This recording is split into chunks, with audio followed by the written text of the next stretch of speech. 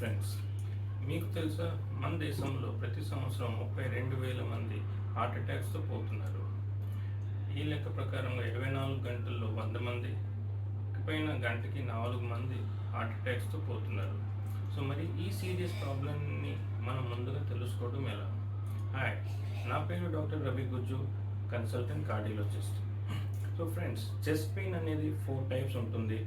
Number 1 gastric pain. ఈ pain మనకి stomach నుంచి వస్తుంది.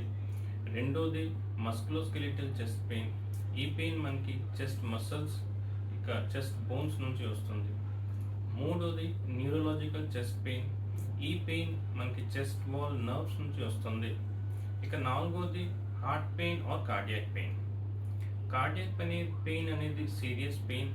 ఈ పెయిన్ మనకి వచ్చేటప్పుడు సెంట్రల్ చెస్ట్ ఏరియాలో వస్తుంది. ఈ పెయిన్ సివియర్గా ఉంటుంది.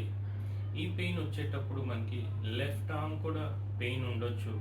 ఇకపైన ఈ పెయిన్ వచ్చేటప్పుడు మనకి సివియర్గా స్వెట్టింగ్స్ అంటే చెమటలు కూడా పట్టొచ్చు. సో ఈ లక్షణాలు కానీ ఎప్పుడైనా మీకు దగ్గరలో ఎవరినైనా కనిపిస్తే వెంటనే హాస్పిటల్ వెళ్ళండి, డాక్టర్ని కన్సల్ట్ చేయండి. సో ఈ వీడియోలో మీరేమైనా కొత్త నేర్చుకున్నారంటే నా వీడియోని లైక్ చేయండి, షేర్ చేయండి, నా ఛానల్ని సబ్స్క్రైబ్ చేయండి.